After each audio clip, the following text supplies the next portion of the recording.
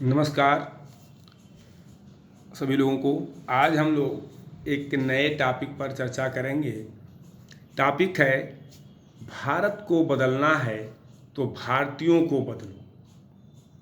यानी अगर हमें अपने देश को बदलना है, अगर हमें अपने देश में राम राज्य लाना है, जैसा हम चाहते नहीं, हम लोग कहते नहीं कि भाई भारत में राम की पूजा होती है, राम राज्य होना चाहिए, तो राम राज्य कैसे आएगा?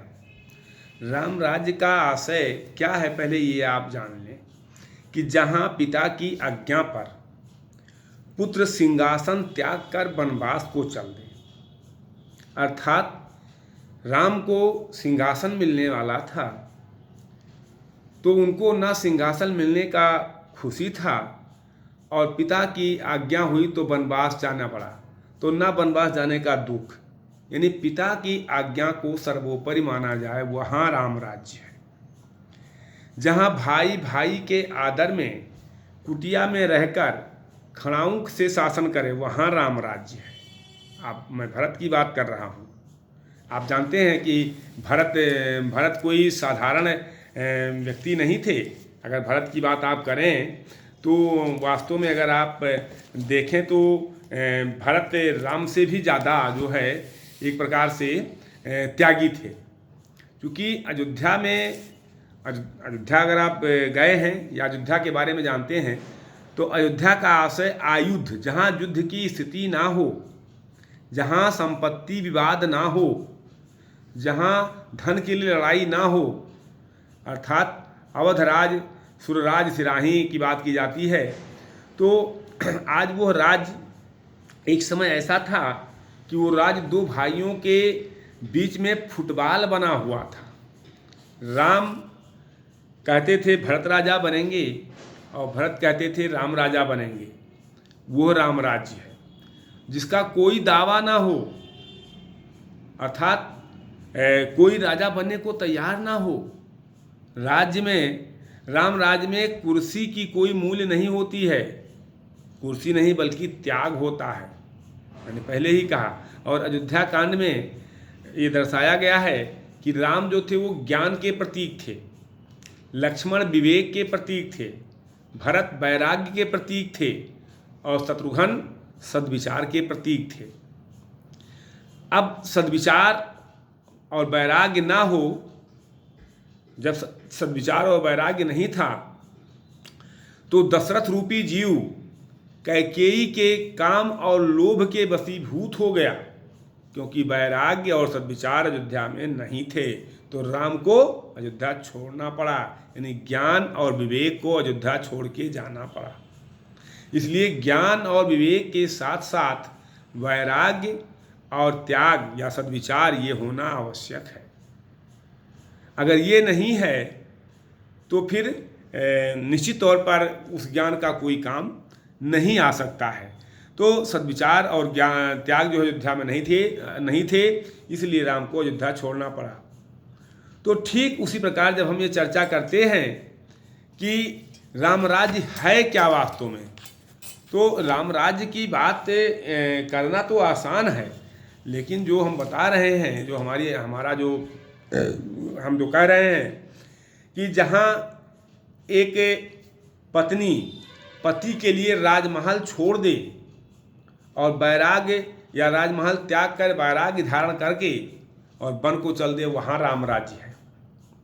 जहाँ मर्यादित पुरुष छल रूपी सुपनखा के माया जाल से दूर रहे, वो राम राज्य है। भाई राम चाहते तो अगर अयोध्या में रहते राम तो केवल युवराज राम कहलाते, राजा राम कहलाते, लेकिन जब वो वनवास को गए तो मर्यादा पुरुषोत्तम राम बन के निकले, मर्यादा पुरुषोत्तम राम बन के आए। तो जहाँ वंचितों, शोषितों, दलितों को साथ लेकर विजयश्री प्राप्त किया जाए, वो राम राज्य है। जहाँ देवर माँ रूपी भाभी के श्री चरणों के अलावा और कहीं निगाह न रखता हो, वो राम राज्य। ये कहानी आप जानते होंगे कि जब माता सीता का अपहरण हुआ तो तमाम आभूषण माता सीता फेंकते हुए जा रही थी, तो जब राम और लक्ष्मण जाते हैं और आभूषण मिलता है कुछ कुछ, तो जब कान की बाली मिलती है तो श्री रामचंद्र जी कहते हैं लक्ष्मण देखो ये सीते का है। तो कहते हैं नहीं, मैं नहीं पहचानता हूँ किसका है। फिर आगे चल के जब बिछुआ मिलता है तो कहते हैं ये देखो सीते का है, तो कहते हैं हाँ ये तो माता सीता का है। राम को आश्चर्य हुआ, तो राम कहते हैं आप कुंडल नहीं पहचान पाए कान का, आप बिछुआ कैसे पहचान गए? तो लक्ष्मण ने कहा कि मेरी तो निगाह हमेशा माता के चरणों में हुआ करती थी, इसलिए मैं बिछुआ को देखता था, कुंडल को मैंने कभी देखा ही नहीं, मुंह की तरफ मैंने कभी देखा ही नहीं। वहाँ राम राज्य है।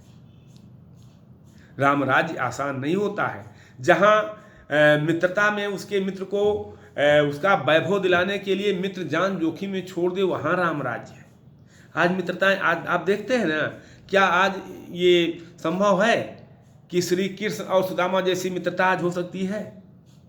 नहीं होती है, नहीं लोग मानते हैं। मित्रताएं आज धन पे हो गई हैं। सभी पूछते हैं आप कैसे हैं, जब तक आपके पास पैसे हैं।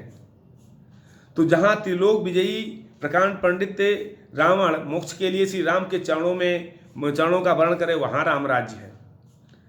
जहाँ आप ये देखिए कि ये स्थिति आए अगर आज भी कि जहाँ दीवार ना हो, जहाँ मेरे भाई, जहाँ ये कहा जाए कि मेरे भाई मेरा हिस्सा भी तू ही ले ले, मेरी इच्छा है तू ये रख ले, लेकिन आंगन में दीवार ना हो, वो राम राज्य है।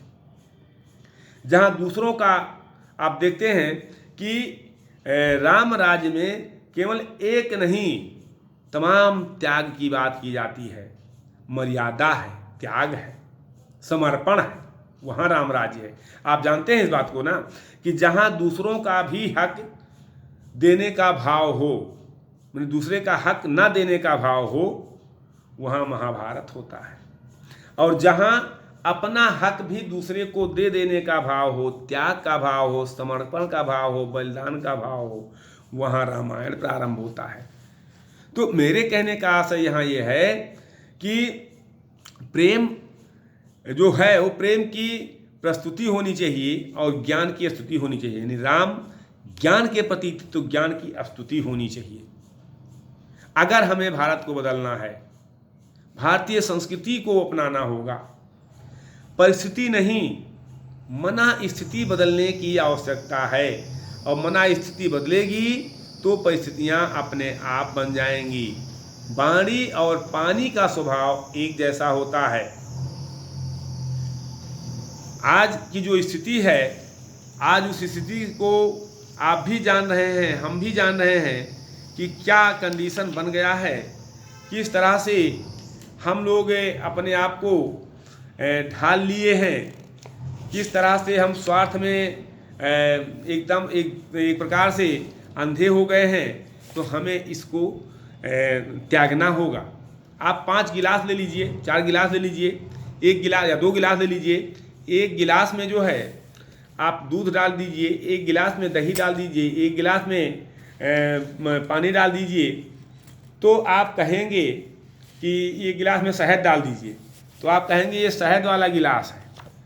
तो गिलास की पहचान नहीं हुई, गिलास की पहचान शहद से मानी जाती है, अर्थात गिलास की अपनी पहचान नहीं है। उसी प्रकार व्यक्ति की पहचान देश से होती है, देश कंटेंट है। हमें अपने देश के बारे में सोचना चाहिए। हमें गर्व है इस बात का कि हमारे देश को एक ऐसा शासक मिला है, एक ऐसा प्रधानमंत्री मिला है। ये बहुत लोगों को खराब लगेगी ये बात, लेकिन मैं किसी पार्टी विशेष पे बात नहीं करता हूँ, बल्कि एक आम बात करता हूँ कि हमारे देश को ऐसे शासक की आवश्यकता है। और दूसरी चीज़, माँ की ममता और पिता की क्षमता जब व्यक्ति समझ जाए तो धरती पर ही स्वर्ग बन जाता है। संघर्ष हमें पिता से सीखना चाहिए और संस्कार माँ से सीखना चाहिए। बाकी सारी चीज़ें तो दुनिया सिखा देगी। मेरे कहने का आशय केवल यहाँ इतना है कि हमें अपने देश के बारे में सोचना होगा। अगर किसी को मानव बनना है, और देश के बारे में तब आप सोच पाएंगे जब आप में मानवता के गुण हों, जब सौम्यता, शिष्टता, उदारता ये आप में हों, मानवीय गुणों से परिपूर्ण हों। अगर किसी को मानव बनना है तो उसका शरीर स्वस्थ हो, मन एकाग्रचित हो, बुद्धि कुशाग्र हो और आत्मा शुद्ध हो। आत्मा सर्वोच्च है यह माना जाता है। परम तत्व को पाने के लिए वैज्ञानिकों के पास क्या है? आज हम जल को प्रदूषित कर रहे हैं, तो जल को प्रदूषित कर रहे हैं तो हम खुद प्रदूषित हो रहे हैं, ईश्वर को छेड़ रहे हैं।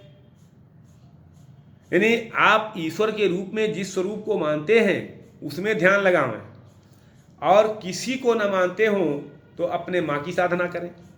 मेरे कहने का आशय यहाँ केवल इतना है कि हमें सदा अपने देश के बारे में सोचना चाहिए। बीज की यात्रा वृक्ष तक, नदी की यात्रा सागर तक, तथा मनुष्य की यात्रा परमात्मा तक। जो दशा आज एक कागज की है वही दशा हमारी भी है। जैसे एक हवा का झोंका आता है और कागज उड़ करके और एक पहाड़ पे जाकर गिरता है तो वो इठलाता है कि मैं तो बहुत ऊंचे आ गया हूँ, बहुत ऊंचा हो गया हूँ। दूसरा झोंका आता है तो वही कागज जाकर के एक नाली में गिरता है और सड़ जाता है। ठीक स्थिति मेरी भी है, हम लोगों की भी स्थिति यही है। तो हमें जो है पर्वत से फिर नाली में जिस तरह से कागज सड़ जाता है वही स्थिति मानव की है। और सृजनात्मकता जो है वो जीवन की मांग नहीं बल्कि अनिवार्यता है। इसलिए केवल अच्छा कहना नहीं अपितु अच्छा करना भी हमारी प्राथमिकता होनी चाहिए। हमें हमेशा इस बात को ध्यान रखना चाहिए कि विनम्रता, एकाग्रचित होना, सहिष्णुता, दयालुता ये गुण हम में आने चाहिए। क्योंकि कुएं में उतरने के बाद बाल्टी जब झुकती है तभी भर के निकलती है, अगर झुकेगी नहीं तो भरकर नहीं निकलेगी। तो इन चीज़ों को हमें जानना होगा। अगर हम इन चीज़ों को नहीं जानते हैं तो हमें इसको समझना होगा। देश कंटेंट है, देश को आगे बढ़ाना होगा, और देश को आगे बढ़ाने के लिए हमें अपना त्याग करना होगा, अपने कार्यों को सही ढंग से करना होगा। जब तक हम कार्यों को सही ढंग से नहीं करेंगे तब तक देश आगे नहीं बढ़ सकता है। हम इन्हीं शब्दों के साथ अपने वाणी को विराम देते हैं, फिर कभी इस पर हम चर्चा करेंगे। थैंक यू वेरी मच सभी लोगों को।